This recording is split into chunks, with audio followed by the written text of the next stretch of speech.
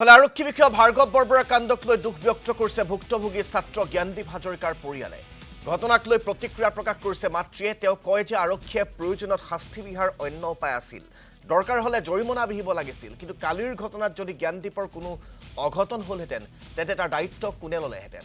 উল্লেখ্য যে পাণবজাৰ থানাৰ আৰক্ষী বিষয়াগৰাকীৰ কাণ্ডক লৈ ইতিমধ্যে ৰাজ্যবাসীয়ে ধিক্কাৰ আৰু গৰিহণা দিছে আৰু শেহতীয়াকৈ প্ৰতিক্ৰিয়া প্ৰকাশ কৰিছে ছাত্ৰজনৰ মাতৃয়ে। গম পাইছো ৰাতি 8:30 মান বজাত তাৰ লগৰ ল'ৰাই ফোন কৰিছে যে জ্ঞানদীপৰ আপুনি টেনশ্যন নল'ব, যে জ্ঞানদীপৰ এনেকুৱা এটা ঘটনা হৈছে, তাক থানাত লৈ যোৱা হৈছে, এনেকে তাক মাৰিছে। লগে লগে মোৰ ছোৱালী এজনী আছে, তাই বোলে ফেচবুক অন কৰিছে, কৰি পেলাই দেখিছে মা দাদাক মাৰিছে, কোনোবাই পঠাইছে। তেতিয়া মোৰ ল'ৰাটোক কিয় মাৰিছে আৰু এই জমিটোত কেনেকে গ'ল মইতো গম নাপাওঁ, তাকতো পঢ়িব পঠিয়াইছো, হয়নে? সি চাগে এক্সট্ৰা পাৰ্ট টাইম জব কৰে বুলি কাৰোবাক কৈছে, লগৰীয়ে তেতিয়া ফোন কৰি কৈছে সি পাৰ্ট টাইম জব কৰিছে। পাৰ্ট টাইম জব কি কৰিছে আমি নাজানো। সি গৈ পেলাই বোলে এনে কোৱা মতে লগৰটোৱে কৈছে আৰু কৈছে সি মানে কৈছিলে, মাতিছিলে বোলে, সি পটককে মানে সিহঁতে ডেলিভাৰী বয় হয় ন, সিহঁতে বোলে কোনো একো নকয় বুলি সি গুচি গ'ল আগবাঢ়ি যাওঁতে এণ্ট্ৰিত সোমাইছে। শুনিছোহে আৰু মইতো একো দেখা নাই ন, বেলেগে কোৱা কথা। তাৰপিছত লগে লগে তাক বোলে ধৰি পেলাই মানে গতিয়াইছে, মাৰিছে। মইতো সেইফালে শেষ আৰু কি কৰিম, মই বেলেগৰ হৈ একো ক'বলগীয়া নাই। মানে সি পঢ়ি থকা এটা ল'ৰা, সি খাইছে নে বৈছে নে কি কৰিছে নে কোন টাইমত আমিতো নাজানো। পটকে মাৰিছে, কিবা এটা ঘটনা হৈ যোৱা হলে কি হ'ল হলে। মইতো অকল চিম্পুল মাদাৰ ন, মোৰ ছোৱালীজনী এৰি থৈ যাব নোৱাৰো, লৈ যাব নোৱাৰো ৰাতিখন। কি হ'ল হলে, কিবা এটা ঘটনা হলে মোৰ ফালৰ পৰা এটাই মোৰ ল'ৰাটোক বেলেগে কি কৰে কৰক, মোৰ ফালৰ পৰা থানাৰ বা ময়ো পুলিচত কৰোঁ, কিন্তু মই কাকো একো আপত্তি কৰা নাই। মই মৰাটো বেয়া পাইছো। খালি মোৰ ল'ৰাটো কিবা এটা ঘটনা হোৱালে কোনে চালে হলে, কি কৰিলে হলে।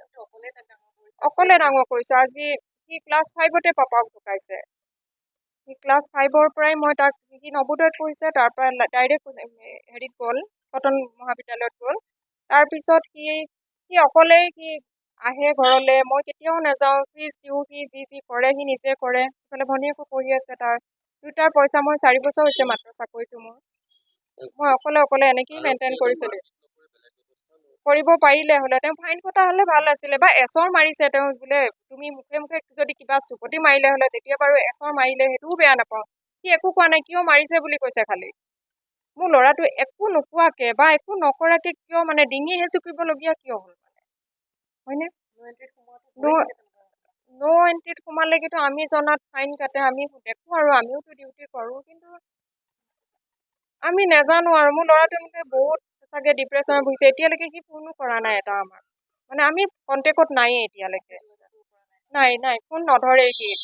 বেলেগ লগৰীয়াহে ফোন কৰি কৈছে তাৰ এনেকুৱা হৈছে তেনেকুৱা হৈছে। ৰাতি কটন মহাবিদ্যালয়ৰ পৰা ল'ৰা আহি পেলাই মানে তাক থানাৰ পৰা উলিয়ালে। মই বহুত মানুহক ফোন কৰিলো, মোৰ ল'ৰাটোৰ লগত মই যোগাযোগ কৰি দিয়ক। আজি মই যাম বুলি ভাবিছো, এতিয়া নাজানো মই কি কৰোঁ, মোৰ ডিউটিও আছে, কি কৰিম মই নাজানো। আৰু মুঠতে মোৰ কাৰো প্ৰতি আপত্তি নাই, মই কাৰো পক্ষে মই কিবা কম একো নাই। মোৰ খালি ল'ৰাটো একো কষ্ট নাপাই মানে পঢ়া শুনাটো আদায় কৰি আহিব পাৰিলে হ'ল। আৰু এই ভৱিষ্যতে যাতে মোক আৰু এনেকে মাৰপিট খাব লগীয়া নহয় ধৰক। আৰু ল'ৰাবিলাককো এনেকে ধৰক কাকো নামাৰে যেন, হয়নে? ঘৰবিলাকত চবৰে টেনশ্যন থাকে, ল'ৰা ছোৱালী কি কৰিছে কি নাই, কি খাইছে কি বৈছে, ইমানখিনি নহয়। আৰু কোনো যেন এনেকে কোনো ল'ৰা ছোৱালীক মাৰিব নালাগে, কৰক পানিচমেণ্ট দিয়ক, পানিচমেণ্ট দিবই লাগিব ন, ল'ৰা ছোৱালী শাসনৰ অধিকাৰ আছে। কিন্তু এনেকে চৰ ঘোচা বা ডিঙিত হেঁচুকিলে, কিবা এটা কষ্ট পালে ল'ৰা ছোৱালীয়ে কেনেকে কি কৰিব, আগবাঢ়ি যাবলৈ দেখোন ভয়ে কৰিব এনেকে কৰিলে।